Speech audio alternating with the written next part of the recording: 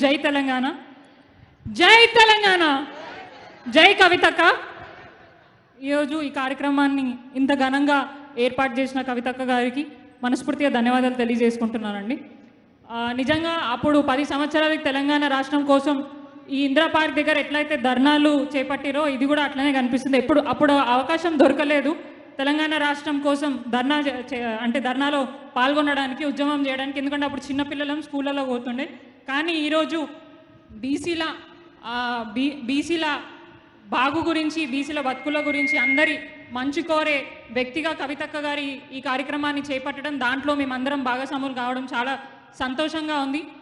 పొద్దున్న నుంచి ఎంత ఎండున్నా కూడా ఇక్కడ ఉన్న చాలామంది సీనియర్లు ఉన్నారు, పెద్దవాళ్ళు ఉన్నారు, షుగర్ పేషెంట్స్ ఉన్నారు, బీపీ పేషెంట్స్ ఉన్నారు. అయినా కూడా వాళ్ళ హెల్త్ని కూడా పక్కకు పెట్టి మన బతుకులు బాగుపడాలి, మన బతుకు బాగుపడడానికి ఏదైతే నినాదం కవితక్క గారు తీసుకున్నారో దాంట్లో మనం అందరం కూడా వారికి చేయూతనిచ్చి ముందుకెళ్తున్నాం. కాబట్టి అట్లాగే ఇందాక కవితక్క గారు అన్నట్టు అనుమల ఇంటెలిజెన్స్ అన్నారు, కానీ అనుమల ఇంటెలిజెన్స్ అయితే కాదు, అది ఆయనకి ఇంటెలిజెన్సే లేదనుకుంటున్నాము.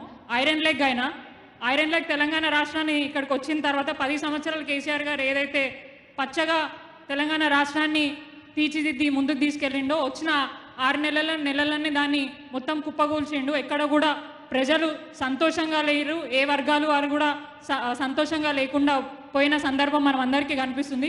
ఆయనకు తెలిసిన ఒకటే విషయం ఏంటంటే, ప్రశ్నించిన ప్రతి ఒక్కళ్ళని గొంతు నొక్కాలా, లేదంటే వాళ్ళ మీద అక్రమ కేసు పెట్టడం తప్ప అంతకుమించి ఆయన చేసిన తెలంగాణలో పనులు మాత్రం ఎటువంటివి లేవు.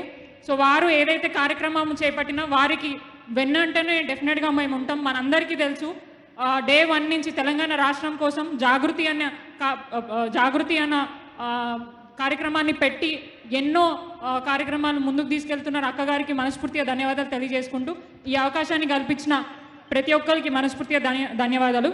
జై పూలే, జై కవితక్క. Thank you.